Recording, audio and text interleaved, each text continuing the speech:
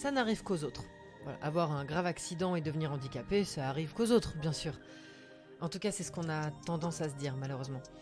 J'ai connu Axel dans sa vie d'avant et je la connais dans sa nouvelle vie. Elle a le même humour, elle a la même énergie, elle est solaire. Il y a juste ce putain de fauteuil, comme elle dit. Axel va vous parler de son drame d'une manière dont j'aurais jamais imaginé. Voilà, son témoignage, c'est un hymne à la vie, à l'amour et à la résilience. Elle est hyper transparente, elle nous parle sans aucun filtre. En l'écoutant, vous allez apprendre, vous allez être surpris, vous allez sourire, vous allez rire. Je vous présente ma pote Axel au micro de Dédrama. En 2013, donc je vivais avec mon mec de l'époque. Bon, ça allait pas hyper bien, je savais pas trop où j'en étais moi. Et un soir, je pars chez une copine. Elle venait de nous annoncer qu'elle allait se marier, donc on allait juste boire un verre chez elle. Donc je me suis bien sapée et j'ai pris le scooter de mon mec parce que le mien, il était encore en rade comme dame. Et je pars de la maison et je vais chez elle. Et le chemin, je le connais par cœur parce que mes parents, ils vivent là-bas, enfin pas très loin de chez elle. Et c'était le 24 juin 2013, donc il fait super beau. Et donc je prends mon chemin habituel. Puis bon, j'ai fait un truc maintenant je dis qu'il faut pas le faire. J'ai mis mes écouteurs. Alors, j'étais jamais au téléphone, mais j'écoutais de la musique. Et sort de nulle part une voiture. Et je me dis, oh merde. Et la voiture rouge, je la vois, je me dis, ça va pas le faire. Mauvais plan. Et en fait, seulement après coup, je me suis dit, putain, je crois que j'aurais quand même pu essayer de freiner. Mais j'ai eu une seconde. Et je pense que, enfin, je l'ai jamais dit, mais je pense que la musique que j'écoutais, elle m'a fait penser à autre chose, quoi. J'étais pas complètement concentrée. Et donc, je me suis pris la voiture. Et donc, C'est en face à toi. Ouais. La voiture, elle déboule de nulle part. Elle est là où elle devrait pas être, en fait. Donc, je rentre dans la bagnole, je me prends la voiture à 60 km/h. J'étais 10 km/h au-dessus de la limite autorisée. Bon, du coup, je découvre après que j'ai un blackout et je me réveille dans le caniveau. Et je sais qu'il y avait des flics à ce moment-là parce que juste après, là où le type a tourné et qui ne devait pas tourner, il y avait un contrôle de vitesse. Donc, je sais qu'il y a des flics. Donc, quand je suis par terre, je sais qu'il y a des flics. Donc, je ne suis pas trop inquiète parce que je sais qu'ils vont venir m'aider. Et je dis au gars, enlevez-moi mes écouteurs, parce qu'il y avait toujours la musique qui tournait. Tu te rappelles de cette question con, mais est-ce que tu sais quelle musique c'était? Alors, Est-ce que c'est un truc qui non, te... mais je sais qu'il y a 2-3 musiques aujourd'hui que je peux plus écouter. Donc tu te dis, ça se trouve, c'est l'une d'elles. Je sais que c'est soit Gauthier, soit la musique du Men in Black 3. Et quand elle passe, je suis pas à l'aise. Okay, je sais que je suis pas très bien. Et donc, je suis allongée par terre sur la chaussée, j'ai la tête dans le caniveau et je peux plus bouger. Mon corps ne répond plus. Donc, je dis au gars, enlevez-moi mes écouteurs. Et il me dit, non, mais attendez, les pompiers arrivent. Jamais, enlevez-moi mes écouteurs, s'il vous plaît, enlevez-moi mes écouteurs. Parce que la musique n'était pas non plus hyper forte. Donc, j'arrivais quand même à parler aux flics. Et en fait, je peux pas bouger, rien ne répond. Tu ne voyais pas non plus? Si. Et je sais que, enfin, si, je voyais, parce que je sais que je suis dans le caniveau. Et à partir de ce moment-là, j'ai plein de trous. Et j'entends les pompiers qui arrivent. Je comprends assez rapidement que les pompiers ne peuvent pas faire grand-chose. Donc, ils appellent le SAMU. On m'enlève les écouteurs, je sais pas quand, je sais pas qui. Je sais que je suis dans le camion du SAMU.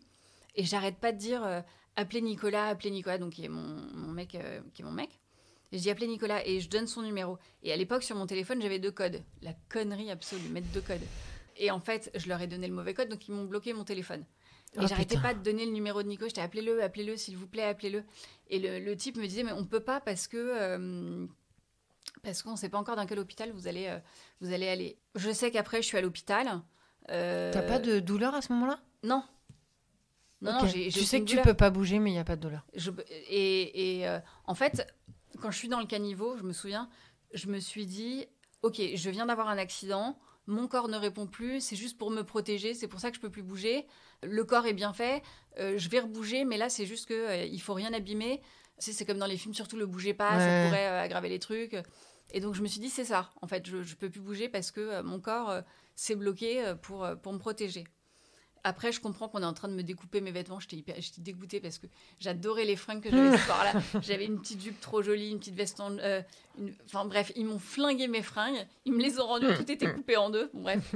Après, je me réveille en salle de réveil. Donc le lendemain matin, je comprends qu'on est le lendemain matin. À un moment donné, je comprends que moi, je gère plus rien. Je suis à l'hôpital. J'ai des tubes dans tous les sens. Il y a 50 médecins autour de moi. je me rends compte qu'il se passe quelque chose. Enfin, c'est pas, je me suis pas juste fait une entorse, tu vois. Allez, vous rentrez chez vous ce soir. Non. Et à un moment donné, j'ai l'impression que je peux plus respirer. C'est juste, moi, il me reste juste quelques moments. Après, tout le reste, je me souviens, excuse-moi, je reviens un tout petit peu en arrière. C'est juste que j'avais aucune douleur. Mais ils m'ont mis une morphine à dose, parce que je pense qu'ils en avaient ras-le-bol de mon angoisse. Parce que du coup, je commençais à m'inquiéter. Et surtout, je disais, appelez Nicolas, appelez-le, s'il vous plaît, s'il vous plaît. Donc, ils ont dit, genre, elle nous saoule, celle-là. Allez, on la dose en morphine, elle va faire sa gueule. Et c'est pour ça que j'ai plein de trous noirs. Et je me réveille donc le lendemain matin, et j'ai l'impression, et je dis à un médecin qui est à côté de moi, je lui fais comprendre que j'ai l'impression d'avoir un poids sur là, sur la poitrine. En fait, moi, je respirais plus. C'était une machine qui respirait pour moi. Et donc, ça, mais t'en avais pas conscience à ce moment-là? Pas tellement. Okay. Pas tellement. Et j'avais l'impression que j'allais m'étouffer, mais c'était pas possible. C'était juste, je pense, une nouvelle sensation. Et après, le souvenir que j'ai, c'est ma maman qui vient me voir avec Nico à l'époque. Et à ce moment-là, je dis à ma maman, je suis donc tétraplégique. Et elle me dit, on verra ça plus tard.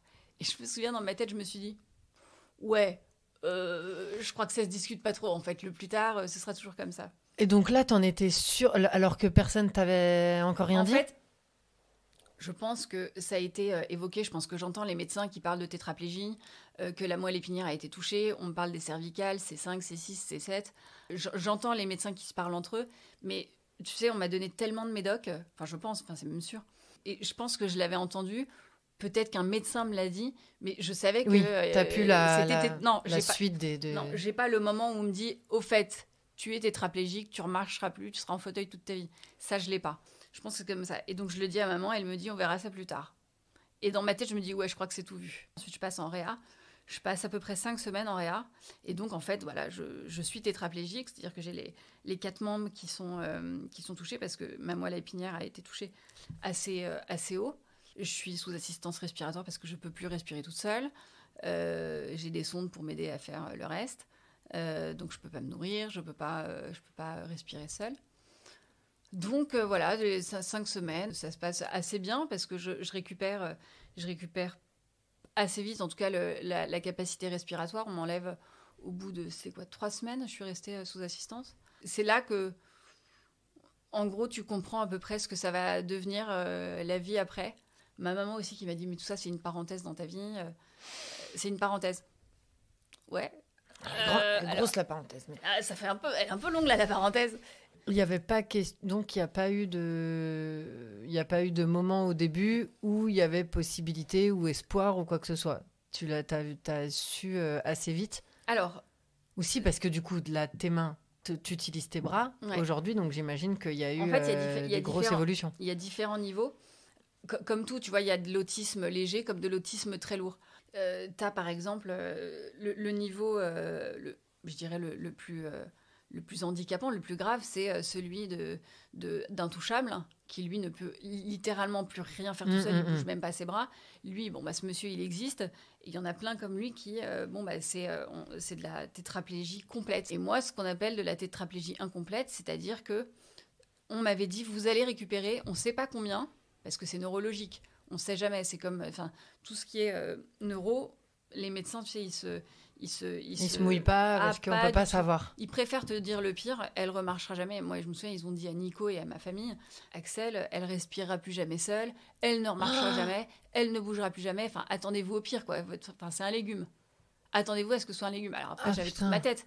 Mais si tu veux, ils préfèrent dire le pire pour s'assurer que on vienne pas les attaquer, on vienne pas leur dire vous avez mal fait et machin. Ok. Mais bon, dans le pire des cas, moralement, partir du pire, c'est je crois que ça a été compliqué pour horrible. pas mal de gens dans ma famille. Il y avait ma sœur qui était hyper forte et qui a tenu quand même un peu à bout de bras un peu tout le monde. Et Nicolas aussi était assez fort. Et au début, je te disais que je savais pas trop où on en était. Et en fait, l'accident, ça a tout changé. C'est-à-dire qu'en un quart de seconde, en un instant, c'est devenu une évidence que mon couple c'était ça, quoi. Tu vois, et la question s'est plus jamais posée. Bon, à part un peu plus tard, mais pour d'autres raisons. Et donc voilà, je suis à l'hôpital, je comprends que ma vie, elle va être différente, ça y est. Et c'est marrant parce que, oui, on va dire marrant. 3 semaines avant l'accident, J'ai regardé un truc, tu sais, avec de la Villardière, La vie est une catastrophe. Et une jeune fille comme ça avait eu un accident, mais elle avait une amnésie complète de l'accident. Et je me souviens de la Villardière qui lui disait vous devez en vouloir au monsieur qui vous a renversé. Oh non, ça va, c'est pas grave. Tu sais, lui, il voulait de l'alarme et la nana, elle en avait rien à foutre. Non, non, ça va. Bah quand même, vous devez être un peu... oh non, non, c'est bon, tout va bien. Et je me souviens à cette époque-là, j'avais regardé donc cette émission et je me disais, tu sais, au fond de moi, je me dis, mais ça arrive qu'aux autres. C'est clair. En fait, ça n'arrive qu'aux autres. Bien Et sûr. je me souviens, j'étais à l'hôpital et je me dis, bah en fait, ça n'arrive pas qu'aux autres. C'est la loterie. Allez, tiens, ça va tomber sur toi. Allez, démerde-toi avec ça. Et d'ailleurs, la personne en face, pour utiliser la même question que Bernard de la Villardière, qu'est-ce que ça, toi, ça t'a fait quoi, la personne en face? Tu sais qui c'est? Ouais, Il y a eu j'ai des son suites? nom, je sais où il habite. Il habitait juste à côté de là où on habitait avant. Je l'ai jamais vu. Lui, parce que donc il y a eu un procès. Lui, à la première audience, a priori, il aurait dit oui, j'ai essayé de la contacter pour m'excuser. On habitait à 300 mètres. Le mec, il est jamais venu. Enfin, tu vois, c'était juste histoire d'essayer d'alléger sa peine devant le juge. Et je me souviens, une fois, il y avait une expertise médicale.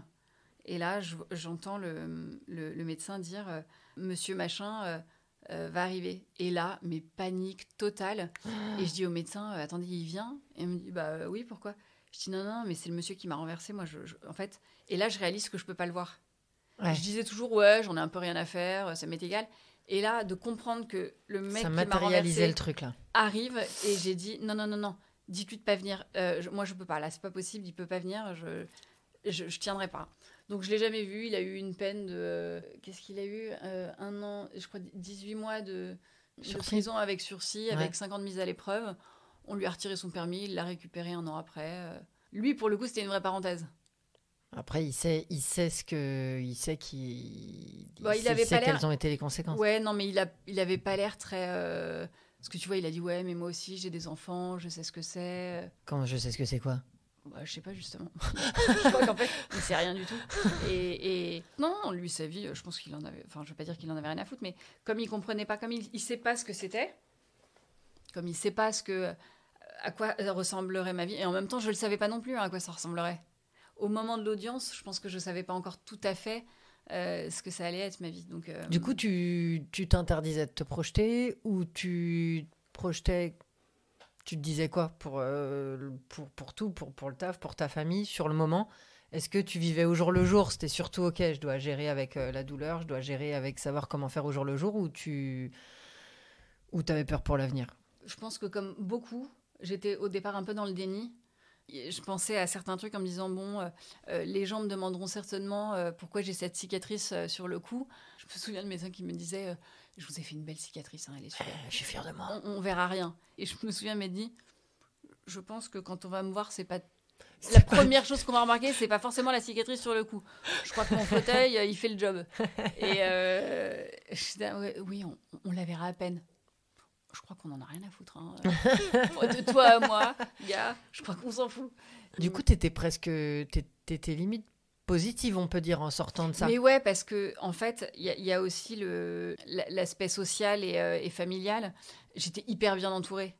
Il y avait plein de gens que j'avais perdu de vue, que je revoyais. Je recevais des messages hyper régulièrement, hyper positifs. Bah toi, allez, on pense bien à toi. Travaille bien, on est derrière. Si t'as besoin, on est là. Tu vois, j'étais vraiment hyper bien entourée. Donc si tu veux, j'étais dans un cercle vertueux. On me donnait du positif. Donc moi, j'avais la force de faire des choses. Donc ça plaisait. Les gens étaient heureux de voir que je faisais des efforts, qu'il y avait de super améliorations, que je récupérais... tu vois, que j'arrivais de plus en plus à respirer seule, que je bougeais, par exemple, un orteil, que je bougeais mon auriculaire, que je bougeais un peu le poignet.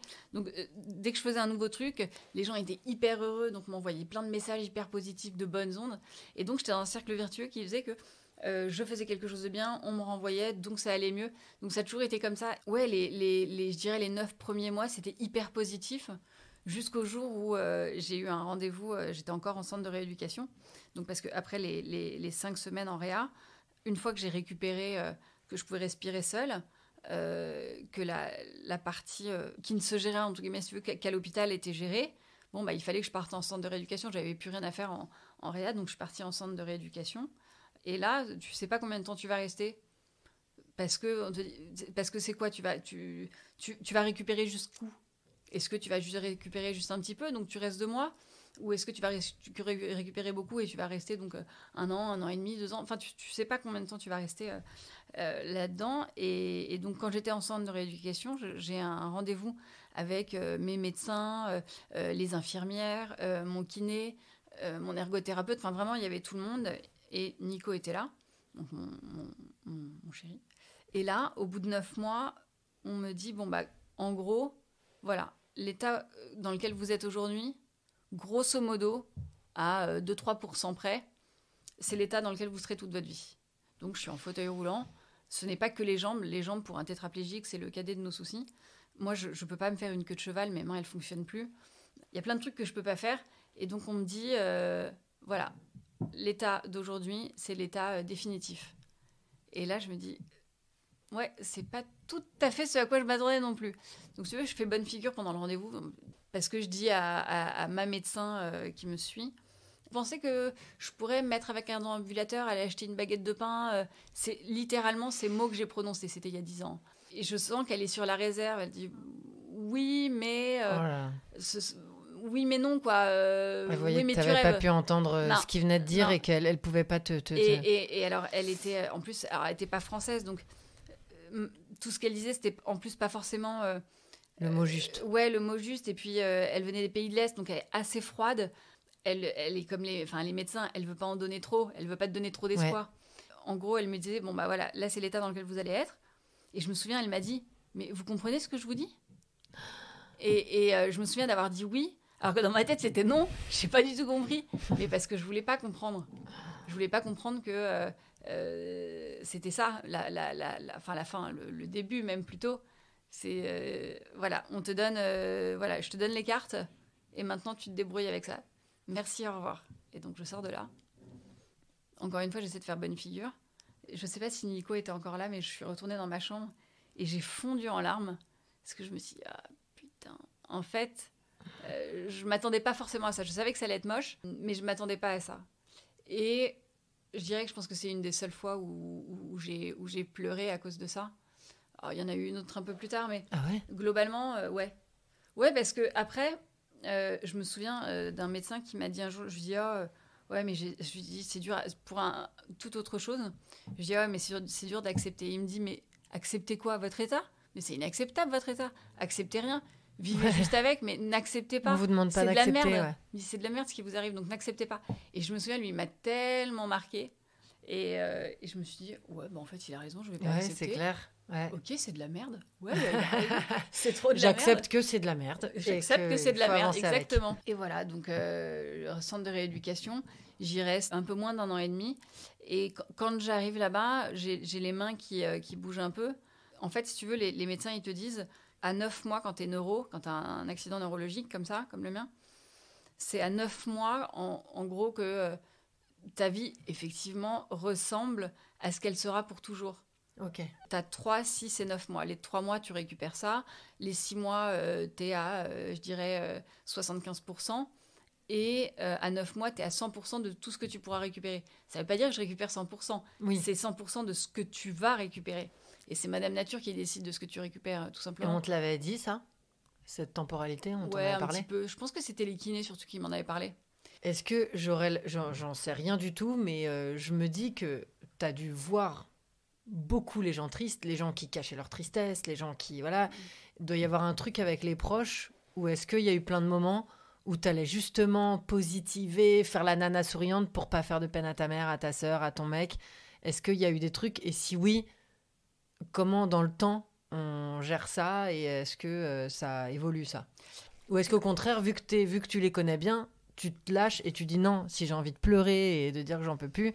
Enfin, tu vois, ce que je te disais, c'est que j'ai été quand même hyper bien entourée, où vraiment je récupérais bien. Et je me souviens, j'en ai parlé à personne, il n'y avait que mon kiné qui était au courant, mais j'ai réussi à me mettre debout.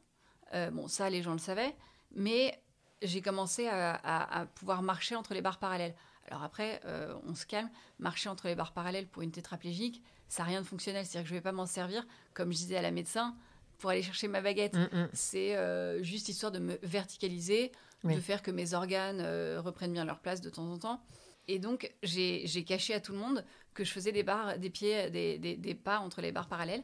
Et au bout de 2-3 mois, je fais une vidéo et je fais des pas entre les barres parallèles avec mon kiné. Et je me souviens, le soir, je montre ça à Nico. Et le mec fond en larmes. Et après, je montre ça donc à tout le monde. Et je l'ai montré à mon père, à ma mère, à ma sœur, après à ma meilleure amie. Et tous les gens à qui j'ai montré ça... En fait, je l'ai caché, je voulais faire une super belle surprise. Tous les gens étaient ouf, quoi. Tu vois, tout le monde a pleuré. Toi, tu savais que ça voulait pas dire... Pas à cette époque, parce que c'était avant les 9 rendez-vous. mois, d'accord. En fait, en vrai, je savais pas trop. Et puis, je crois que je voulais pas trop savoir aussi. Ouais. Tu vois, encore une fois, c'est le déni. Tu préfères... parce que c'est pas... c'est pas hyper joli. Et puis, on s'arrête... Les gens s'arrêtent beaucoup aux pieds, aux jambes.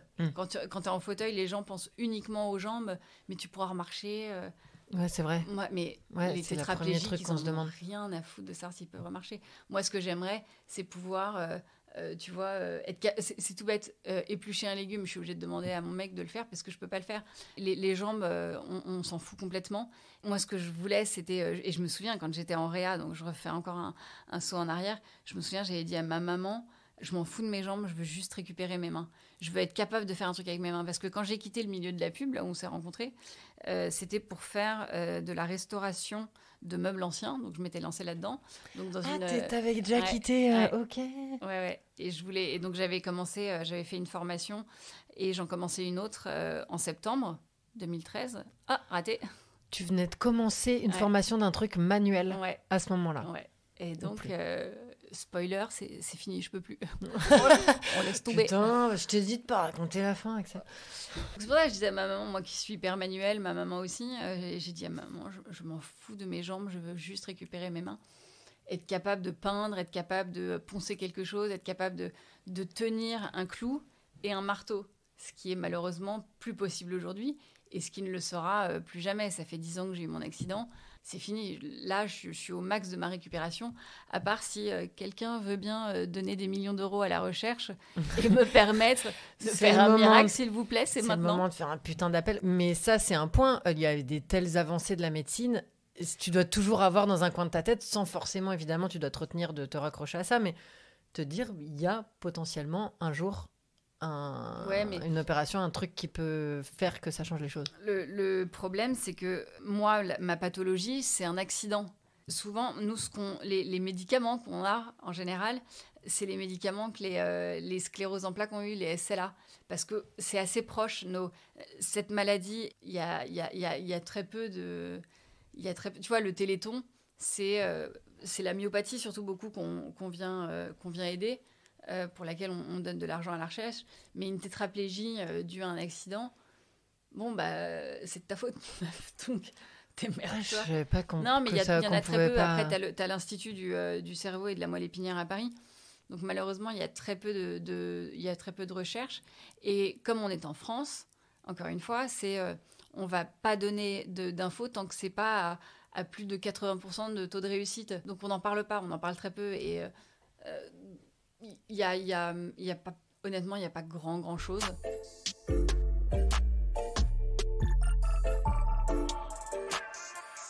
Les gens pensent que je suis pas vraiment handicapée. Parfois, mes mains, elles peuvent pas faire grand chose.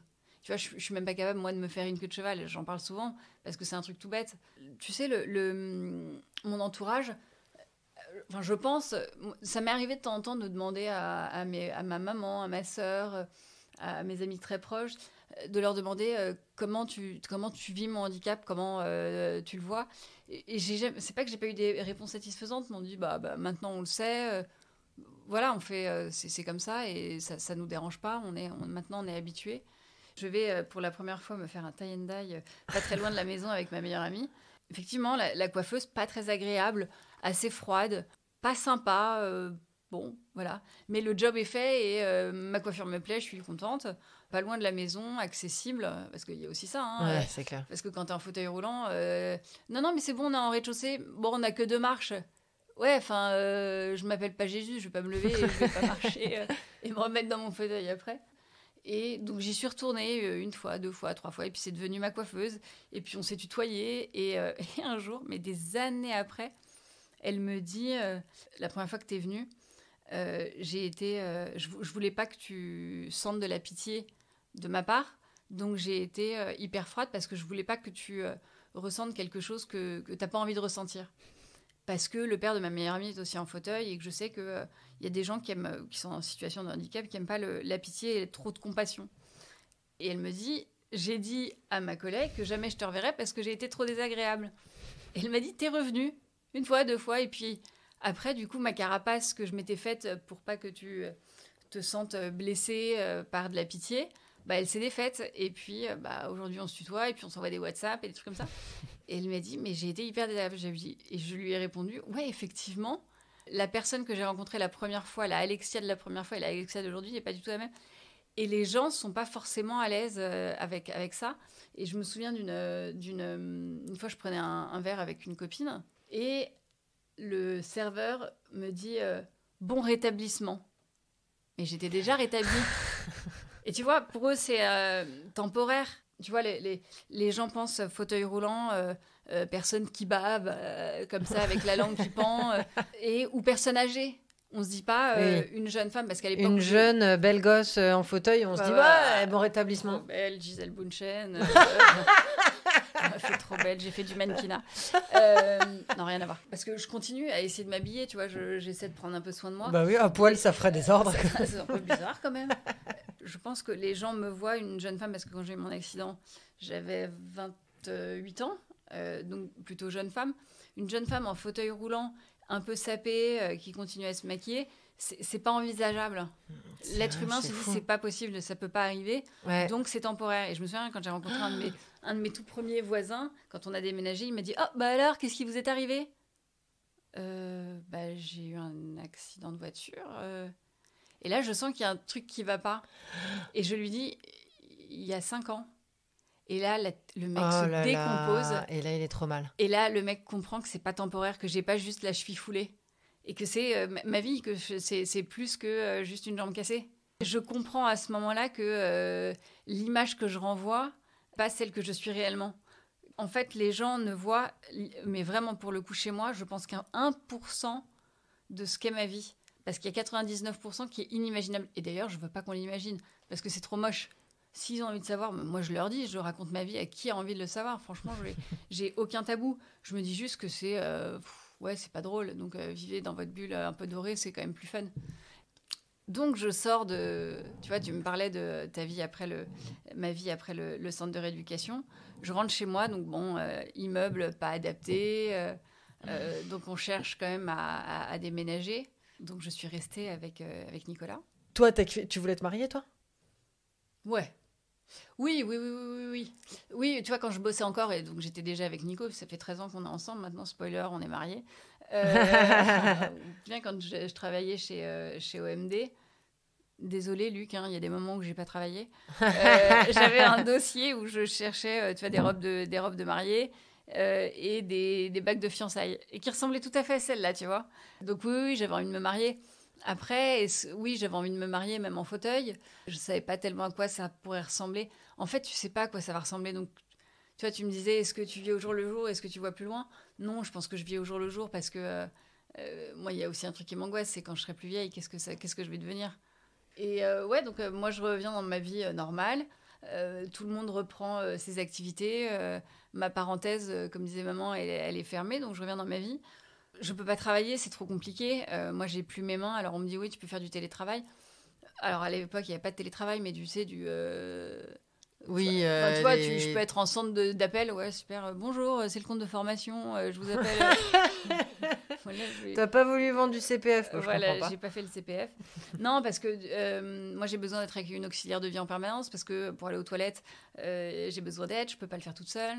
Il faut que je me transfère, donc passer de mon fauteuil aux toilettes. Et tout ça, c'est compliqué quand t'es handicapé, quand t'es tétraplégique. Même quand tu peux te lever, mais je me lève, mais moi, je me casse la gueule. Donc, c'est la tête la première dans le mur. Mais c'est hyper compliqué de travailler. Donc, assez rapidement, tu prends la décision de ne pas retravailler parce que de toute façon, c'est trop compliqué. Ouais. Je ne peux pas faire un métier... Après, j'ai quitté la pub, donc je n'avais pas forcément envie d'y retourner pour faire des recommandations, même si tu me vendais des trucs formidables. J'en avais un peu plus rien à foutre, si tu veux. Et donc, non, tu vois, un des points qui m'a vraiment agacée, c'est de me dire, j'ai quitté la pub pour faire un métier manuel et on me coupe dans mon élan. Et le manuel, je pourrais plus jamais le refaire. Alors, il y a plein de gens qui me disent « Ouais, tu pourrais donner des cours. » Mais je m'en fous, j'ai pas envie de donner de cours, moi j'ai envie de le faire. J'ai envie de me foutre de la peinture partout, j'ai envie de me couper avec un ciseau à bois, j'ai envie de me mettre de la pâte à bois sur la tronche, tu vois, tout ça, c'est et tout ce que je pouvais plus faire. Donc j'ai dû faire le deuil de ça, et je pense que je le fais toujours et que je suis peut-être encore dans le déni, peut-être. Donc la vie, elle avance, et puis on continue quand même à se faire des voyages. On est à la sortie de ma rééducation, on est parti une semaine à New York, c'était ouf. Et tu vois, Nico, il me permet aussi de me dire que la vie, elle continue et qu'on peut tout à fait vivre comme avant. Parce qu'on a pris l'avion, on a passé une semaine, c'était ouf. Bon, l'avantage de New York, c'est que c'est plat. Donc, oui, c'est pratique. Et les lieux sont souvent accessibles facilement. Ouais. Beaucoup plus qu'à Paris, j'imagine, mais largement. Bien plus. De toute façon, tu as difficilement moins accessible que Pire Paris. Paris, c'est pire. Moi, je me souviens, une fois, quelqu'un m'a dit « Oh ouais, eux, ils sont super en avance ». Non, c'est nous qui sommes juste en retard. Ouais, les autres, que ce soit Londres, New York, ils sont juste à la page. C'est juste nous, on est Néandertal à ce niveau-là. Donc, si tu veux, tu juste la ligne 14 qui est accessible. C'est ballot, je vis pas dessus. Donc, tiens, je vais juste aller faire des courses pour prendre la ligne 14. Allez, je vais bien me faire yesh. Et ouais, donc vous avez fait des voyages, vous avez fait des... Et puis, on va à Londres. Bon, allez, je me doutais un peu qu'il allait se passer quelque chose à Londres.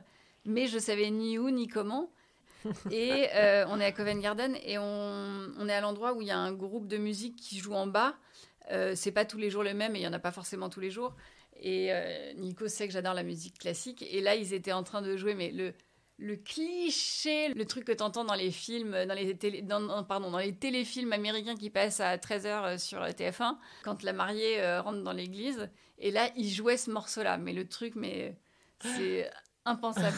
Et Nico me dit dans le creux de l'oreille derrière, sans que je le vois, parce que très courageux, et il me dit est-ce que tu veux m'épouser? Voilà. Non mais trop mignon, de dos. Derrière toi. Ouais. Et donc je lui dis d'accord, je lui dis tu peux te mettre devant moi et le répéter s'il te plaît. Et il me dit non mais t'as très bien compris. Donc même si tu veux.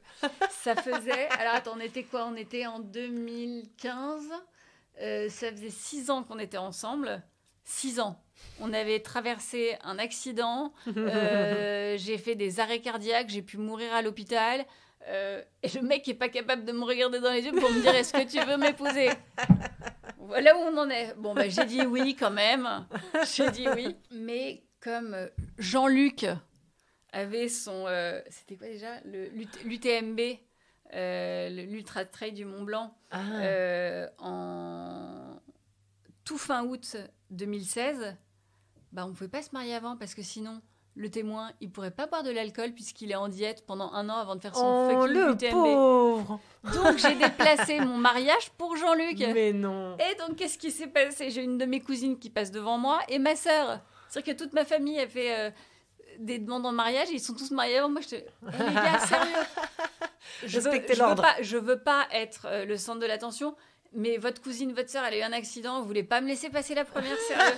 Franchement, c'était pas cool. Donc tout le monde s'est marié avant moi. Et après, j'ai eu un mariage de ouf. Donc moi, je me souviens, mon cousin, donc le mari de ma cousine, il m'a dit Axel, heureusement qu'on s'est marié avant toi, parce que se marier après toi, ça aurait été juste trop moche. C'est vrai, c'était la honte. Allez, on n'aurait moi, pas été à la hauteur. Je vous ai tous éclatés, je vous ai, mais... non, c'est vrai que notre mariage était plutôt cool. En arrivant à l'église, je rentre dans l'église avec mon père, à côté de moi. Et en arrivant à l'hôtel, on a mis une petite rampe parce qu'il y avait une marche, donc hop, on me fait passer. Et là, il y a mon frère donc, qui était dans le coup, qui était dans la confidence. Il vient à côté de moi. Et mon père à gauche, mon frère à droite m'aide à me lever. Et je fais juste 2-3 pas pour rejoindre Nico. Sauf que le mec fait une tête bizarre. Et je me dis, putain, alors, il sait que je peux marcher, mais je me dis, il pourrait sourire. Je lui fais la surprise de le rejoindre debout à l'hôtel, devant toute notre famille, de nos potes, et le mec fait la gueule. Et en fait, il m'expliquera plus tard Il avait peur. Non, c'est pas ça. C'est-à-dire qu'en fait, lui, il est rentré avec sa mère, et ils ont patienté 10 minutes avant que j'arrive, parce que le temps que je sorte de la voiture, qu'on me mette sur le truc, et en fait, le mec était juste saoulé, ça faisait 10 minutes qu'il attendait, et il en avait juste ras-le-bol. Et donc, tu vois, je me dis, mais le mec, il fait la gueule, je fais 3 pas, et en fait, il me dira plus tard, t'es relou, on a attendu un quart d'heure, meuf. Tu m'as trop saoulée. J'étais, ah, d'accord. Et donc, j'ai fait 3 pas, et donc, on s'est mariés. Il y avait un truc qui me turlupinait, il il se passait un truc en moi qui n'était pas normal. Et 2 jours après le mariage, je dis à Nico, on partait en Corse faire un mini voyage de noces. Le gros voyage de noces était prévu après. Ouais. Donc on partait en Corse juste quelques jours, enfin une petite semaine. Et je dis à Nico, quand on revient à Paris, je dis bon, il faut qu'on passe à la pharmacie. Il me dit ah bon, pourquoi?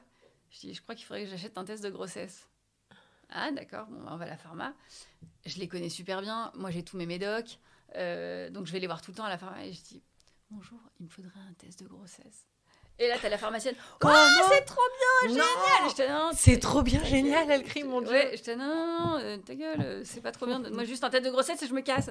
Et en fait, on était sur la route pour aller à l'aéroport, pour prendre notre avion. Donc, je prends le test de grossesse. On arrive à Calvi. On arrive dans l'hôtel. Donc, on avait une piscine dans notre petite... dans notre chambre. Et alors, le mec, il nous montre tout. Voilà, vous avez ça. J'avais qu'une envie, c'est qu'il se casse pour faire pipi sur ce... petit test de grossesse, j'avais qu'une envie, c'est qu'il se marche là. Ouais, ok, d'accord, ok, merci, allez, casse-toi. Et donc, le mec se marche, je dis, bon, Nico, je fais pipi sur mon test de grossesse et ensuite, je profite de mon voyage de noces. On est en Corse, je vais pouvoir me gaver de charcuterie, de vin corse, de fromage de chèvre pas pasteurisé qui sort du cul de la chèvre. Je fais pipi sur le test de grossesse et là, apparaît un smiley et Nico me dit, ça veut dire quoi? T'es sérieux ou pas? J'avais envie de te dire, tu veux que je te fasse un dessin, mais il est là le dessin, il y a un smiley. Et le smiley, il est content. Tu crois que ça veut dire quoi?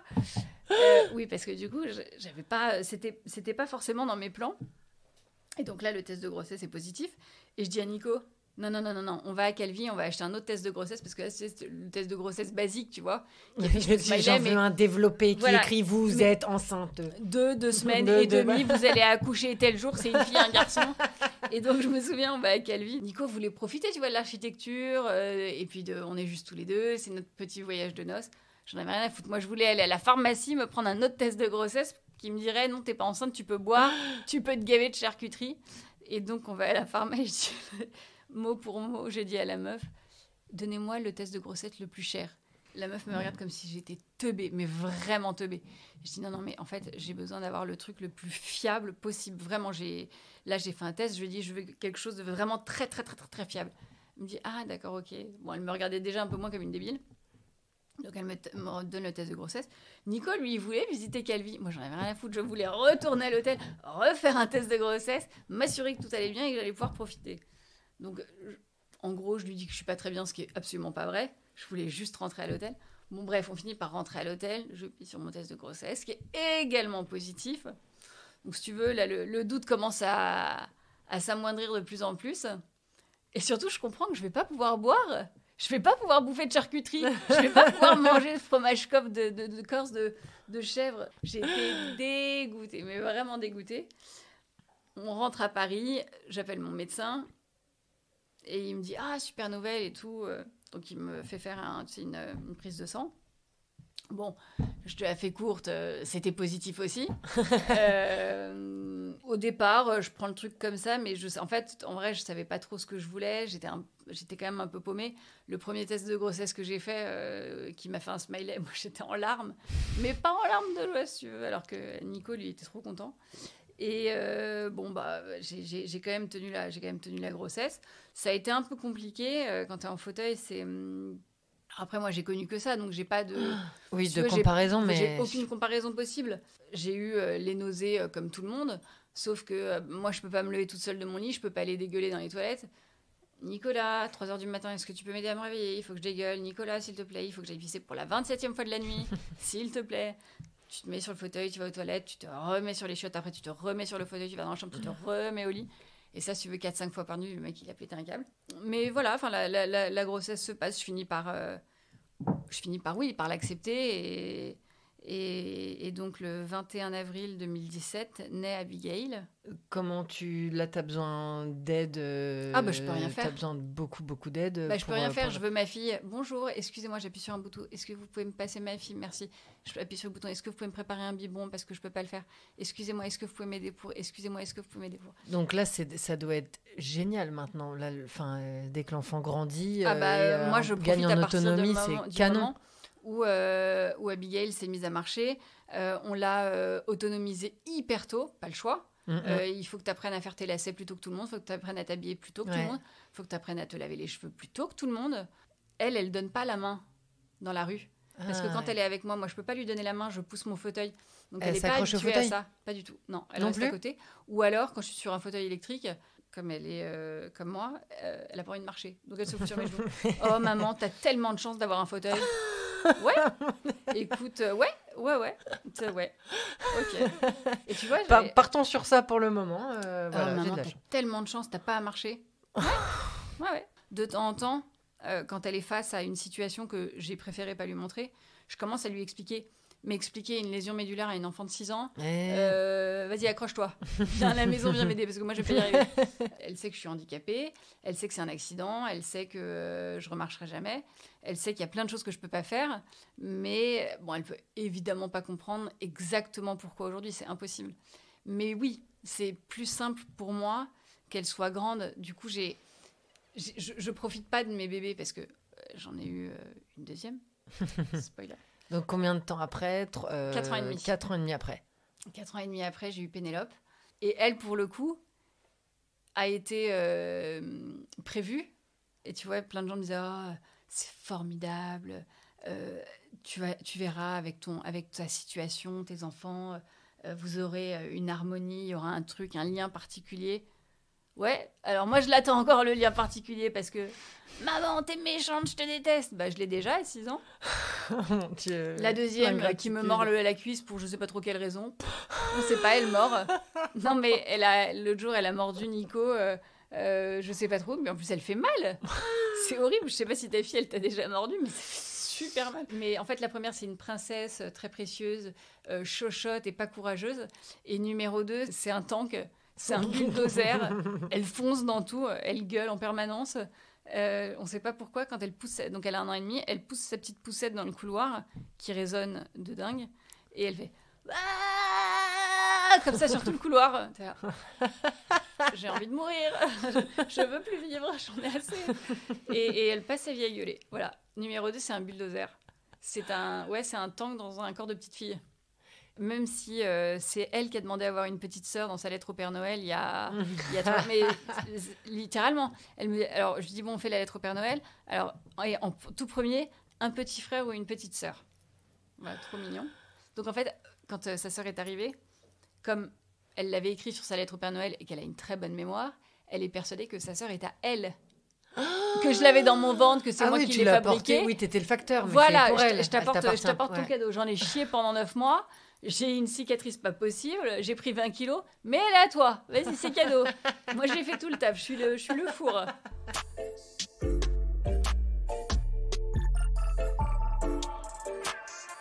Assez rapidement, j'ai eu des signes qui n'étaient pas normaux. Tu vois, quand j'entendais ma fille pleurer, j'avais pas envie d'aller la voir. Et puis, j'avais envie de rien, mais vraiment envie de rien. Tu sais, t'as des films ou des séries qui te mettent dans un good mood. Là, tout me faisait bader. Vraiment, rien ne me mettait la patate. Et je m'enfonçais un petit peu plus tous les jours. Et j'avais envie de rien, même pas de nourriture. Donc, en l'espace de quelques semaines, j'ai perdu pas mal de poids parce que j'avais plus envie de manger.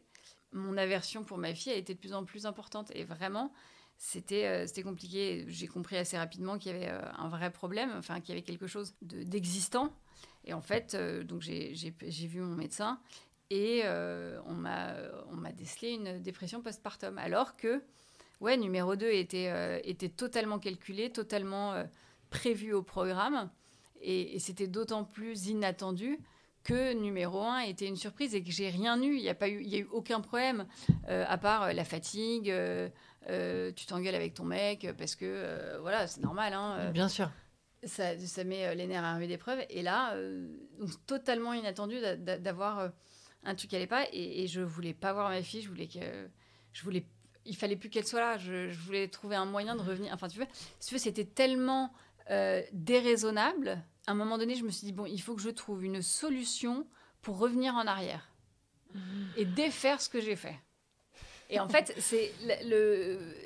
je dis défaire ce que j'ai fait. Dans ma tête, il faut que de temps en temps, j'ai le syndrome Jean-Claude Van Damme. Et il faut que je undo ce que j'ai fait. Undoing. Il faut que je undo. Faut vraiment faut que je revienne en arrière parce que et je m'en occupais pas du tout. Alors déjà physiquement c'est compliqué, mais je me souviens Abigail, j'adorais la prendre dans les bras, j'aimais juste faire ce que je pouvais, c'est-à-dire lui donner peau mon contre amour. peau et la regarder. Juste lui donner kiffer. mon amour. Et malheureusement, il n'y en avait pas pour Pénélope. Et c'était horrible. Mais c'était horrible. Parce que, tu vois, tu pourrais te dire, je culpabilise vachement de ne pas y arriver. Mais en fait, non. Je culpabilisais même pas. Donc tu vois ce que je disais tout à l'heure, je culpabilisais de ne pas culpabiliser parce que j'en avais rien à foutre. C'était horrible. Et je savais du coup que c'était pas normal. Et je sombrais. Donc j'ai mon Tu médecin... le disais à ton mec, tu le disais à Nico? Alors oui, mais c'est un mec. Donc malheureusement, il y a très très peu d'hommes qui connaissent la dépression. C'est un truc c'est plutôt féminin globalement. Et surtout parce que les hommes n'admettent pas. Et j'avais dit à Nico, pour numéro 2, comme maintenant on a un appartement plus grand, on prendra une dame qui fera les nuits. Donc tu n'auras pas à faire les nuits. Donc comme ça, on pourra dormir et on sera reposé et tout. Je prévois Georgette pour qu'elle fasse faire les nuits à Pénélope. Bon, le problème, c'est que Pénélope, elle est née à 2,5 kg, à 8 mois et 1 semaine. Donc tu fais pas tes nuits tout de suite. Et donc elle est partie et Pénélope faisait donc pas ses nuits. Mais Nico comprenait pas trop et j'avais peur qu'il me croie pas ou qu'il ne comprenne pas, ou les deux. Et j'ai demandé à Georgette un jour, parce que le pire c'était de 8h du matin à 15h. Et étonnamment, 17h. À partir de 17h, ça commençait à aller mieux. Et les dernières heures de 17h au moment où j'allais me coucher, je me sentais déjà mieux. Mais toutes ces premières heures de la journée, donc qui sont quand même assez longues, j'étais très mal et j'avais pas envie de voir mon enfant. Et elle allait pas encore à la crèche, donc elle était à la maison. Et je l'entendais pleurer et il fallait lui donner son biberon. Et tout ça, j'avais pas envie de le faire. Et donc j'ai même demandé à Georgette qu'elle reste la journée parce que j'avais pas envie de m'en occuper. Tu vois, je pouvais pas. C'était chimiquement pas possible. Je ne pouvais pas. Et là, il n'y a toujours pas un médecin à qui t'avais parlé, qui t'a dit ça arrive à plein de monde, et même sentiment au-delà de la dépression. Si. Alors, j'avais déjà eu mon médecin, mais j'ai quand même heureusement compris assez rapidement. On m'a vite mis sous traitement le problème des antidépresseurs. Et les 2 premières semaines. Non.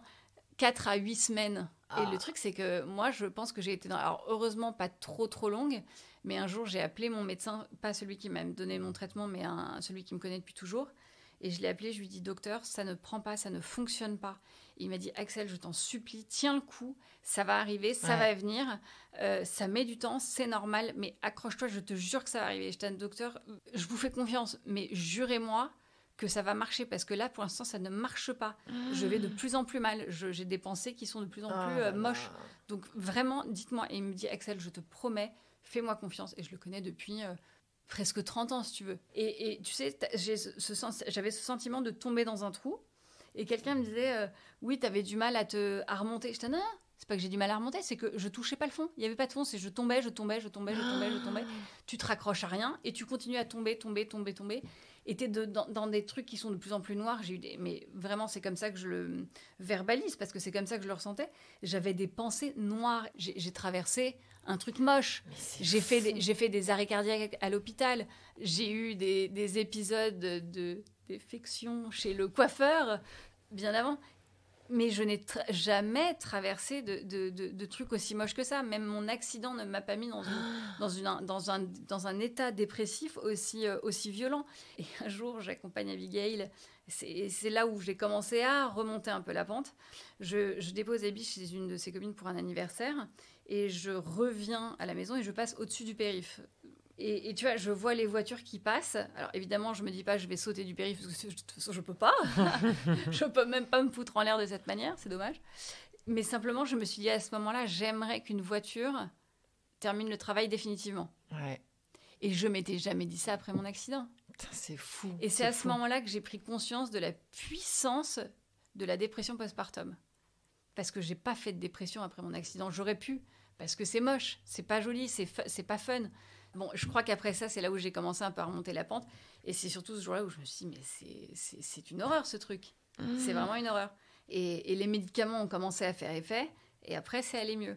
Donc, 6 semaines après 6 semaines d'horreur. avoir le temps d'aller 6 voir le semaines médecin, d'horreur. donc après l'accouchement, Je suppliais, je te dis, Pénélope, elle était encore toute petite, je suppliais mon médecin de me dire que ça allait... mais j'étais persuadée que ça fonctionnait pas sur moi. J'étais persuadée que jamais ça n'irait mieux et que j'allais finir parce qu'en par... plus, ça va pas crescendo, il se passe rien. Non. C'est Et comme, puis tu continues voire à même t'enfoncer. pire. Mais c'est ce qu'il m'a dit en plus. Les premiers temps, ça peut même être encore pire. Mais il me dit, en revanche, à partir du moment où ça commence à aller mieux, Ça ne ça fait va que aller vraiment mieux. mieux. Ouais. Limite, tu reviens à ton niveau d'avant l'espace de 24 heures. Et c'est à peu près ce qui s'est passé. Alors, après, ce que mon médecin m'a pas dit et qu'il a omis de me dire, c'est il y aura des petites rechutes, mais Oui. qui n'ont rien de comparable avec ce que j'avais traversé. Sauf que ça fait hyper peur, parce que t'as Mais oui. trop peur que de rebasculer. En fait. Exactement. J'avais des matins où je me réveillais où j'étais... Ok, ça fonctionne. Oh, plus. et là, tu te dis, ça y est, le cauchemar revient. Et ça recommence, et je vais ressombrer, et je vais retomber, enfin même pas tomber, parce que tu finis par jamais toucher le sol quelque part, même très profond, mais le sol n'arrive jamais. Et en fait, c'est juste des petites périodes de 24 heures, et le lendemain matin, hop, tout est revenu comme avant. Et ça, j'en ai eu quand même quelques-uns, et là, j'en ai plus, j'ai juste de temps en temps, tu vois, l'autre jour, je te disais, là, c'était il y a 72 heures, même pas. J'ai dit à Nico, j'en ai ras-le-bol de ce fauteuil, j'en peux plus de ce fauteuil, j'en veux plus, j'en ai ras-le-bol de passer ma vie assise. Tu vois, je l'ai même dit à ma fille, j'ai dit, t'as de la chance Abigail, tu te rends compte, toi tu peux courir, tu peux marcher, tu peux sauter, tu peux faire de la corde à sauter, tu sautes du canapé, tu sautes sur ton lit, tout ça tu peux le faire, tu peux faire de la balançoire. J'ai dit, tout ça je peux pas le faire. Alors évidemment c'est un truc que je devrais pas dire à ma fille de 6 ans, mais là tu vois, il y a 72 heures, excuse-moi, j'en avais plein le cul de ce fauteuil, vraiment.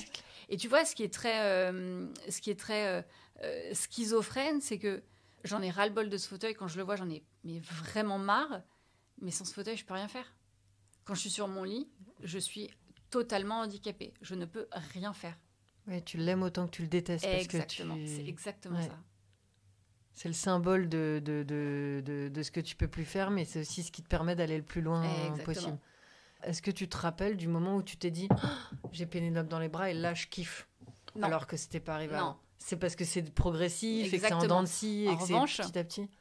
En revanche, je sais pas si c'est mon esprit qui essaie de faire amende honorable et de se faire pardonner, mais c'est horrible, je devrais pas dire ça, mais il y a des moments où quand je l'avais dans les bras, si. Alors j'ai pas le moment où ça va mieux, mais il y a des moments où je me suis dit mais putain ce que je l'aime, mais je l'aime mais plus que ma vie. Et c'est là où tu te rends compte que les médicaments m'ont vraiment sauvé à ce moment-là, parce que jamais je m'étais dit ça avant. Et peut-être que mon corps, mon esprit, je sais pas qui, essaie de se faire pardonner, mais il y a des moments où quand je l'avais dans les bras, je me dis mais putain que je l'aime. Et c'est du coup pas forcément des trucs que j'ai eu avec Abigail, puisque j'avais pas eu de problème, tout s'était bien passé. Mais du coup, pour là, Pénélope, t'as eu l'ascenseur émodionnel avec Pénélope comme jamais. Et donc, il y a des moments où vraiment, quand je l'avais dans les bras, c'était une sensation que je connaissais pas de plaisir, mais t'as l'impression que tu touches le Graal, quoi. C'est la chose la plus... Tu vois, c'est comme si je sais pas, t'es addict au chocolat, et là, tu te fais une orgie de chocolat, et du coup, ta dopamine, elle est au max. Bah là, c'était ça. Tu vois, j'avais ma drogue dans les bras, et c'était un shoot, mais à 15 000.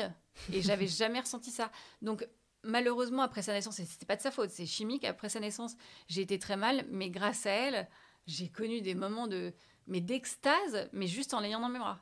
Et ça, j'avais du coup pas connu avec Abigail. Et t'as parlé à des nanas qui avaient vécu ça ? Non. Parce que t'en as vu, sur les réseaux, bien sûr, on trouve. Heureusement, maintenant, on arrive à trouver des vidéos, des choses, des récits où tu vois que t'es pas seule. Et comme tu dis, c'est chimique, c'est un truc, tu contrôles pas, ça veut pas dire quoi que ce soit. Enfin, il y a pas de. Mais jamais eu en face de toi, quoi. Non. Une copine qui te dit. Non, mais tu vois, j'ai un autre médecin, parce que du coup, je cumule quand même pas mal de médecins. Une de mes médecins, je lui ai dit, mais. Vous voyez, ce que je regrette, quand ça allait mieux, je dis ce que je regrette, c'est qu'on n'en ait pas parlé avant. Il dit, ouais, mais vous comprenez, ça peut être un peu à double tranchant, parce qu'on peut en parler à une femme qui par exemple, a aucun terrain un peu dépressif, et pourrait en développer une juste à l'idée de se dire, ah, ça peut arriver. Et j'étais, ouais, oui, mais sympa bon, les gars, quand même. Moi, j'aurais bien aimé le savoir. C'est clair. Et peut-être que je l'aurais pas eu. Alors après, comme c'est chimique, théoriquement... tu peux pas te le déclencher. Et en fait, il y a quand même 10% des femmes qui font des dépressions postpartum, mais 10% des femmes qui admettent de le dire. Donc à mon avis, il y en a beaucoup plus. Mais Elles peuvent beaucoup. pas admettre qu'elles rejettent leur enfant parce que c'est pas possible. Tu peux Pour pas- la société, tu c'est veux impossible, admettre tu ça. ne peux pas. Et en plus, quand tu l'as voulu, c'est encore plus inadmissible et encore moins entendable. Et t'en as qui veulent pas se faire aider. Et malheureusement, c'est très puissant. Hein. Vraiment, c'est très, très puissant. Donc, je peux malheureusement comprendre. Et ce que me disait ma médecin, c'est que tu peux avoir 5 enfants, t'en fais pas une seule. Tu peux avoir 5 enfants, tu peux faire 5 dépressions postpartum. Tu peux faire pour le premier, puis pour le 4e, et puis pas pour le 5e. Et tu peux faire pour le 1, ou pour le 5, ou pour le 5, et pas pour le 1. Enfin, voilà. Il n'y a aucune règle. Aucune règle. Je suis à peu près, oui, je suis à peu près croyante. Mais il y a des moments où tu vois, ouais, quand même. Bon, écoute, c'est voilà. pas cool.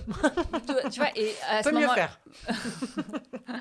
n'est pas assez assidu en classe. Dieu merci, s'il te plaît, de faire un petit peu mieux tes exercices. Et tu vois, je me disais, putain, je pensais avoir atteint le maximum, tu vois. Je pensais que ma croix, elle était quand même pas mal. Tu vois, je ne citerai personne, mais quelqu'un m'a dit, tu connais pas l'enfer. L'enfer, moi, je l'ai vécu à la guerre. Je ne citerai pas mon oncle. Qui a dit, ouais, mais l'enfer, tu l'as pas vu tant que t'as pas vu un enfant se prendre une machette dans la gueule. Oui, effectivement. Ok, d'accord. Ok. Oui, t'as gagné. la hiérarchie du malheur, en fait, Ok, on peut pas. Exactement. Et je croyais vraiment avoir atteint quand même un point pas mal, tu vois. J'ai quand même. Normalement, tu te dis, vois, j'ai ça, donné pour un bon bout de tu temps. vois, Là. j'ai une bonne. Et bon, comme je suis croyante, je crois que ma croix, elle est déjà pas mal. Non, allez, on te remet une croix, on te la met en plus en béton, tu vois, bien lourde. Tu vois, elle est pas en bois, celle-ci. Si on va te la mettre un peu plus grosse, un peu plus lourde, allez, vas-y, démerde-toi. Et puis alors, en plus, on va te mettre un petit fauteuil avec, et puis vas-y. Et tu vois, je me disais, mais c'est pas possible, j'ai vraiment ce qu'il faut. Et non, on m'en rajoute une couche. Et là, je me suis dit, franchement, c'est vraiment dégueulasse. J'ai lâchez-moi la grappe, quoi. Ouais. Et à plein d'égards, mon accident, il a été hyper salvateur. Mais la dépression, là, pas tellement, tu vois. C'est fou, le fauteuil, il m'a appris plein de trucs, vraiment. J'ai connu plein de gens grâce à ça. J'ai revu des gens. Alors, j'en ai perdu notamment 2. Bon, s'ils sont partis, c'est qu'il y avait une raison. Tu vois, je me dis toujours... Des gens qui étaient gênés, qui ne savaient pas comment réagir et qui ne savent pas... Alors, une personne, oui, je pense. L'autre, j'ai jamais tellement compris. Il y avait autre chose que je pense qu'il y avait autre chose que le fauteuil qui n'avait absolument rien à voir. Mais bref, je les ai perdus à peu près à ce moment-là. Et donc, je suis arrivée à un moment où, quand les choses arrivent, elles doivent arriver. Bon, encore une fois, la dépression postpartum, c'était peut-être pas obligatoire. Tu vois, on pouvait peut-être passer cette étape-là. Mais dans mon couple, en juin 2013, je savais pas trop où j'en étais. J'allais ce soir-là fêter les fiançailles d'une copine. Moi, au final, je les attendais. Tu vois, j'attendais ma bague, j'attendais mon truc. Et je savais pas trop où j'en étais dans mes sentiments, dans ma vie très, très perso. Et en un quart de seconde, tout a changé. C'était lui et c'était une évidence. Même si il fait la bêtise de commander des Kinder à 20h chez Gorillaz alors que je suis en train de faire un régime. Bon, ça reste quand même lui, tu vois. C'est un podcast, mais elle est méga bonne. Hein. Je préfère le préciser. Quoi ? Je dis c'est un podcast, mais sachez qu'elle est méga bonne. Bon, il commande des Kinder à 23h, mais quand même, c'est un bon gars. Et il te fait des demandes en mariage à l'aveugle. À l'aveugle. Mais tu sais, du coup, je lui ai redemandé... Marié au premier regard. Je lui ai redemandé quand même. Quelques jours après, je dis... Ok, maintenant tu me regardes et tu me demandes en mariage dans les yeux, s'il te plaît. Et là, il l'a fait. Et tu sais que de temps en temps, je lui refais. Mais oui, mais de temps en temps, je lui refais. Je lui dis, vas-y, regarde-moi et fais-le. Mais tu sens que est-ce que tu as eu des vœux au mariage où il t'a regardé, où il a regardé ses chaussures ? Non, très peu de vœux. Moi, j'ai fait un truc un peu perso. Bon, lui, c'était... Oh non, en fait, je m'en souviens pas du tout. Je sais que ma cérémonie a duré 2 plombes. Parce que j'étais tellement heureuse, j'ai fait une messe qui a duré hyper longtemps parce que c'était pour moi le moment le plus important. Et on avait un prêtre, mais de ouf, qui la veille était venu à la maison où on avait fait un petit barbecue la veille, donc le vendredi soir. Et il arrive, et donc moi j'avais fait tout mon livret de messe, je lui avais envoyé, enfin tu vois, on avait vachement discuté et tout, on se connaissait déjà pas mal. Et donc il arrive au barbecue et je dis bon d'accord, on va réviser ensemble, on va lire la messe rapidement, enfin non pas rapidement d'ailleurs, on va lire la messe. Donc il y avait tout le monde qui était en train de se la coller dehors, il faisait super beau, il faisait super chaud, hyper agréable le temps. Et donc il y avait des grillades, du rosé.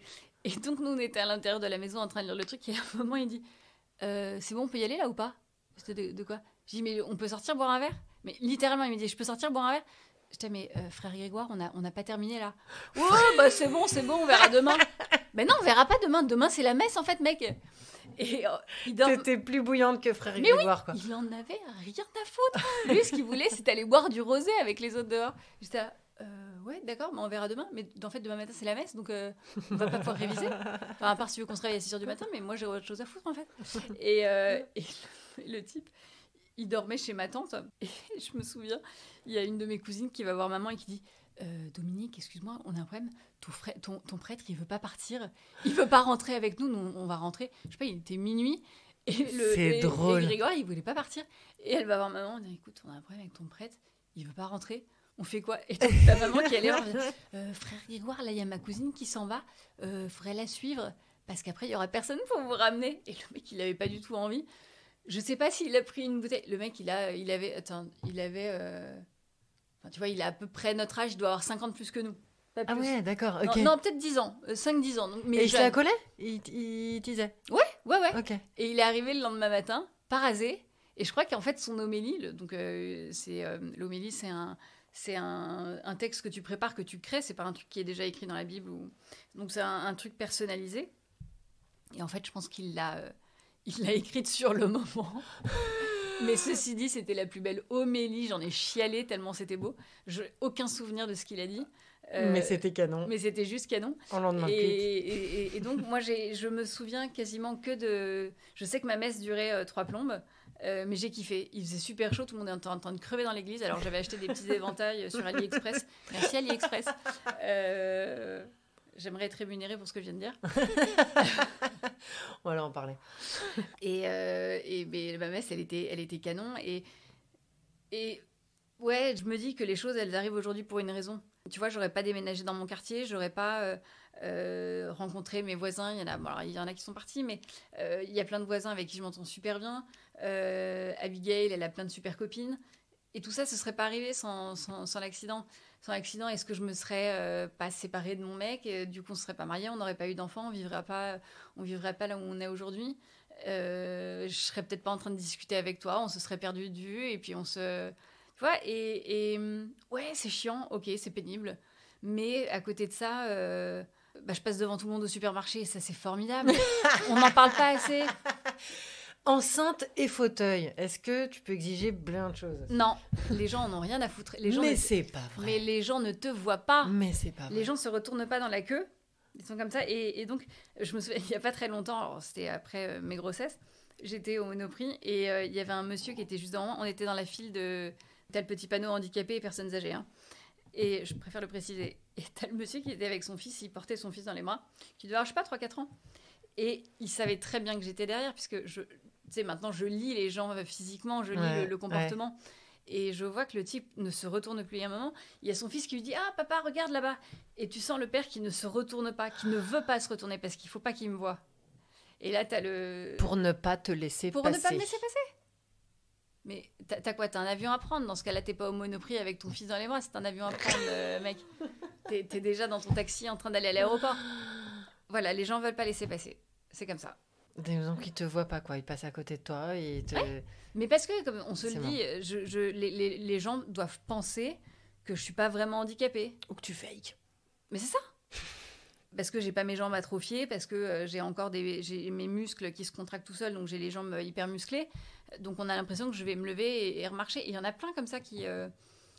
pendant qu'on préparait notre mariage, un des types qu'on a rencontré, le dentiste, je crois, dans sa façon de me parler, j'ai compris lui aussi qu'il pensait que c'était temporaire. Et que pour le mariage, je serais debout et qu'il n'y aurait pas de problème. Ma sœur me le dit souvent, je fais hyper bien illusion, sans le vouloir forcément, hein, d'ailleurs. Et même dans ton énergie, c'est con. Parce que comme tu dis, il y a des gens qui sont habitués à se dire fauteuil, donc ça va avec d'autres trucs, avec une tête. Et tu dégages un tel truc, il y a une telle énergie dans ce que tu dégages que ouais, ils se disent que c'est temporaire. Ouais, avant j'appelais régulièrement soit ma sœur ou ma meilleure amie Et tous les 3 mois, mais vraiment, il y avait une espèce de régularité. Tous les 3 mois, j'appelais, où je disais, ma vie, c'est de la merde, mon boulot, c'est de la merde, mon mec, c'est de la merde, je fais de la merde, je suis une merde. Il n'y avait jamais rien qui allait. En fait, j'avais un, je sais pas si on peut dire un terrain dépressif, mais déjà, j'étais jamais satisfaite de ce que j'avais. Et puis surtout, c'était jamais bien, ce que je fais, c'est nul. Tu vois, la meuf qui se plaint tout le temps. Rien ne va. Meuf chiante, quoi, la meuf que t'as envie de frapper. Et en fait, cette nana-là, juste sur cet aspect-là, c'est une autre personne, c'est plus moi. Cette meuf, je peux pas la blairer. Et je me souviens, plus de 3 mois après mon accident, il y a ma meilleure amie qui me dit tu te rends compte Elle me dit, est-ce que tu as remarqué qu'il y a un sujet qu'on n'a pas abordé Je dis non, je sais pas, on devait aller au concert de Johnny. Elle me dit ça fait à peu près 6 mois que tu t'es pas plaint d'une seule chose. Et je lui dis ouais. Je dis mais parce qu'aujourd'hui j'ai de vrais sujets en fait. Avant j'en avais pas. J'avais aucun souci. Maintenant j'en ai des vrais. Donc maintenant je vais me plaindre que quand vraiment, vraiment ça va pas. Et en fait ça fait toute la différence. Tu te plaignais 10 fois plus avant que maintenant. Que post, c'est dingue. C'est dingue.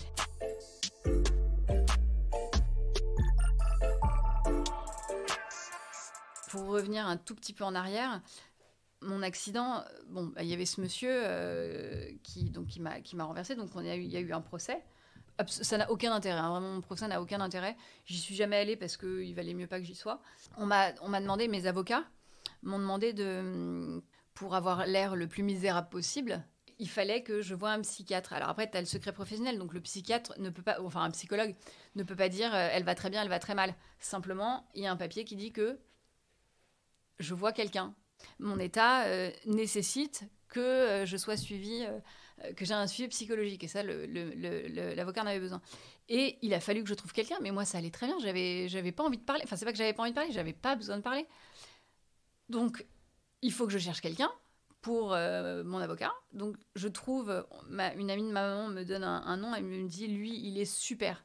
Vraiment, il est top, vas-y, tu vois, il est canon. Alors, c'est un psychiatre, mais tu peux, lui, il va te faire de la psychologie, il va pas te faire de la psychiatrie.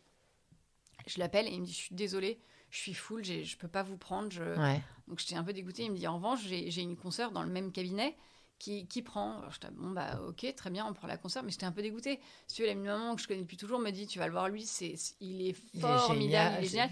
Et donc, je me suis dit, c'est cool, comme ça, on va pouvoir discuter un petit peu. Il faut que j'y aille. J'ai besoin de prouver à mes avocats et à la partie adverse que je vois quelqu'un. Donc, de toute façon, je suis obligée de venir. Donc, autant que ce soit quelqu'un qui est sympa et avec qui je pourrais un peu discuter. Et donc, je tombe sur cette nana, je suis un peu dégoûtée. Et je vois une nana, mon âge, peut-être même un poil plus jeune. Je me dis, ok. Et on commence à discuter. Et la meuf, mais une perle. Mais tellement sympa. Et pas la psychiatre. Génial. Alors, racontez-moi ce qui se passe. Et elle est dans l'échange. Tu sais qui pose un peu sa tête sur le côté, là, dans la compassion. Qu'est-ce qui se passe? Qu'est-ce que vous avez? Allez-y, racontez-moi vos malheurs. On va discuter. Et qu'est-ce que ça vous a fait? Et qu'est-ce que ça vous a fait? Non, on était dans l'échange, mais tout le temps. Et donc, je me suis dit, on va parler. Très bien, parlons. Et à ce moment-là, j'ai commencé à avoir... j'étais enceinte. Et donc, on a parlé de ma grossesse. J'ai parlé de ce fameux oncle qui m'a dit que j'ai pas connu l'enfer parce que je suis pas allée à la guerre en Afrique. Et donc, on a parlé de ça. On a parlé de mes problèmes avec ma mère. Et en fait, tu vois, moi, j'ai aucun problème à parler. Vraiment, j'ai aucun souci. Et quasiment à aucun moment, on a parlé de mon handicap parce que j'en ai pas besoin. J'ai été dans le déni à un moment donné. Un jour, j'ai réalisé que, c'était là. Vis avec. Et comme me le disait le médecin de Garches, c'est pas acceptable, mais bon, tu vis avec. Alors ok, je vis avec. J'ai rencontré plein de belles personnes, des amis que je connaissais un peu, qui sont devenus mais juste tellement proches aujourd'hui. Ouais, tu vois, je vois les choses forcément différemment. Alors ouais, de temps en temps, je me soucie un peu de ce que va devenir le plus tard, à quoi ça va ressembler quand je serai vraiment très vieille. Et je me souviens, ce médecin qui n'était pas française, là, au début de ma rééducation, m'avait dit Axel, dites à vos avocats que quand on est tétraplégique, on vieillit très mal, mais vraiment très mal. Et je ne m'étais pas trop posé la question à l'époque. Elle t'a ouais, mais c'était son rôle, il fallait qu'elle le dise. Et c'est vrai, de temps en temps, quand j'y pense, tu vois, je me dis, mais à quoi ça va ressembler? Parce que plus je serai vieille, plus ça va être compliqué. Et dans ce moment-là, je me dis, ouais, on arrête d'y penser, on verra plus tard. Encore une fois, je pensais pas rester avec mon mec et c'est devenu mon mari et le père de mes 2 filles. Et tu vois, j'ai rencontré des gens. J'avais aucune relation avec ma sœur. Pourtant, on vivait à côté. Et on a développé une relation qui n'existait pas. Une mini-relation avec mon frère, mais bon, lui, c'est différent. J'aime mon frère, mais bon, il est très secret. C'est sa façon d'être. Mais tu vois, il y a que... Enfin, ouais, il y a que des belles choses. Alors, ok, d'accord, je me chie dessus chez le coiffeur. Bon, ça arrive. Une fois. Bon, ça va, je pourrais le faire à chaque fois que j'y vais. Bah non, je suis sympa. Alors, il y a des trucs parfois, j'aimerais bien conduire. Alors, Nico me dit que je conduisais super mal, alors que je suis persuadée que je conduisais très C'est un truc que tu peux refaire. Non, pas celui-là. Il n'est pas d'accord. Ouais, si, alors je pourrais, mais alors le problème, c'est que la conduite n'est pas la même. Donc, tu vois, j'aurais absolument pas les mêmes sensations. Moi, je me souviens, j'adorais passer les vitesses. T'aimais bien la vitesse, là. J'adorais ça. Ouais. Maman, elle avait une Polo qui était assez sportive et j'adorais la prendre. Et je me souviens, elle avait notamment une Polo et une Twingo. Et je me souviens, quand ma sœur et moi, on avait besoin d'une voiture, on disait « Ah, attends, on prend la Polo parce que la Twingo... » Mais c'était juste une énorme merde.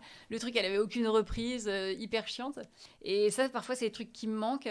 Alors, l'autre jour, j'ai lu un truc sur Instagram d'une nana qui disait et cette sensation, alors c'est très féminin, quand tu viens de te faire épiler les jambes et que le soir, tu sais, t'es dans tes draps et que tu fais bouger tes jambes et que tu sens que tes jambes, elles sont toutes douces.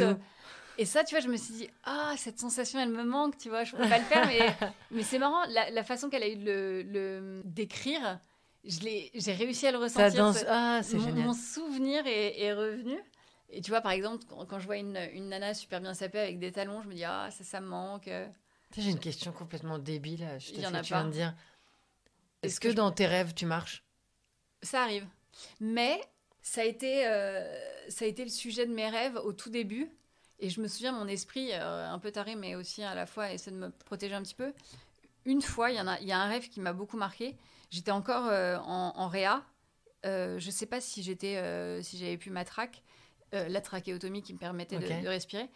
Je me souviens, je faisais un rêve où j'étais debout et à un moment, j'étais sur le point de me réveiller et je me dis, Axel, et je me souviens d'entendre une voix qui me dit, rallonge-toi, tu peux pas marcher, rallonge-toi, tu peux pas marcher.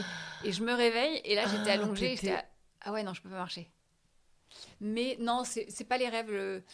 En général, quand je rêve que je suis debout, le sujet, c'est pas ça. En fait, c'est jamais le sujet. Je crois que c'est jamais vraiment le sujet de mes rêves.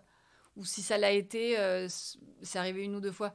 Mais je pense que mon esprit me protège aussi un petit peu maintenant. Ce qui a été très compliqué, c'est quand j'étais en réa. Et là heureusement, le souvenir physique, il a fini par disparaître. Donc, j'ai plus cette mémoire de ce que ça m'a fait ressentir dans mon corps. J'ai fait 1 ou 2 arrêts cardiaques où littéralement ton cœur s'arrête et on t'envoie de l'atropine pour que ça reparte.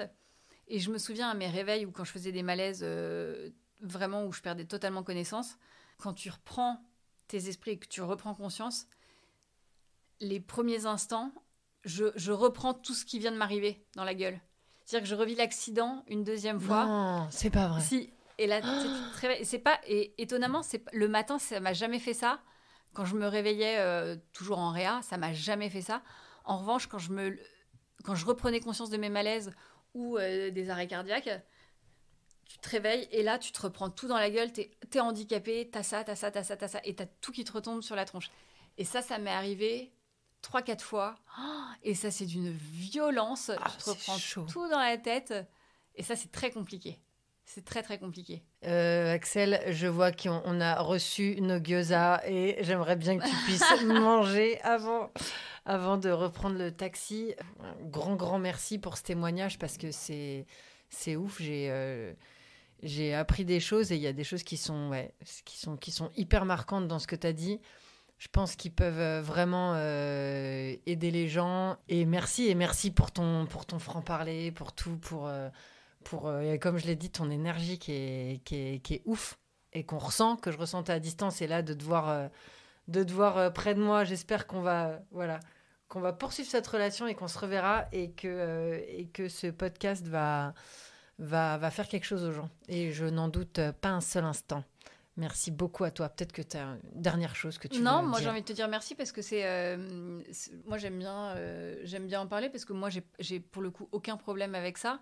Je le partage volontiers et volontairement parce que moi c'est des belles choses. Alors il y a des choses parfois pas drôles, mais globalement si je dois faire une synthèse c'est positif. Et bon, la vie globalement elle est belle, hein, donc faut en profiter. Donc merci pour ton podcast. Merci pour les histoires que tu partages. Merci pour ceux qui partagent des choses grâce à ton podcast, parce que c'est vraiment beau.